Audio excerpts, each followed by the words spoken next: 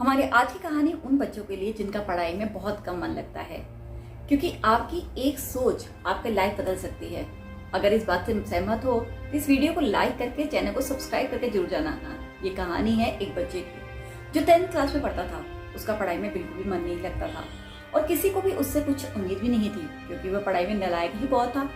लेकिन उसकी माँ उसे अक्सर कहती थी कि बेटा पढ़ लो, लाइफ में कुछ बन जाओगे। लेकिन वह हमेशा यही कहता था, मैं हमेशा फेल तो होता आया हूँ और इस बार मैं कैसे पास हो जाऊंगा। तो यानी उसे अपने आप से भी कोई उम्मीद नहीं रह गई थी। लेकिन उसने माँ के कहने पर थोड़ा सा पढ़ाई की और एग्जाम देने बैठ गया।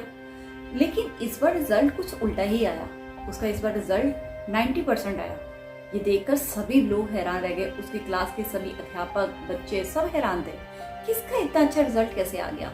तो उसकी माँ ने सबसे पहले उससे पता क्या पूछा? उसने ये पूछा, बेटा कहीं तूने चीटिंग तो नहीं की थी? लेकिन उस बच्चे ने कहा, नहीं माँ, चीटिंग करने का मन तो किया था लेकिन मैंने चीटिंग नहीं की थी। अब उसकी माँ उस बात को मान गई। अब उस बच्चे के अंदर ना एक हौसला आया। उसने सोचा कि अगर मैं एग्जाम में थोड़ी सी पढ़ाई करके अच्छा ला सकता हूँ, तो अगर मैं थोड़ी सी ज्यादा पढ़ लूँ तो मैं कितना और अच्छा भी अचीव कर सकता हूँ। उसने ऐसा ही किया। अब उसने मेहनत करनी शुरू कर दी। अब क्लास में भी वे बहुत अच्छे अंक लेकर पास होने लगा और वो लाइफ में धीरे धीरे करके आगे बढ़ गया। वे लाइफ में सफल हो गया। तब उसके घर एक चिट्ठी आई जिसमें लिखा था कि आपने 10 साल पहले एक एग्जाम दिया था। जो 10th की मार्कशीट थी वो उनमें से 8 बच्चों का रिजल्ट कुछ गलत आया था। आपका जो रिजल्ट था ओनली 30% था और आप उस एग्जाम में फेल थे।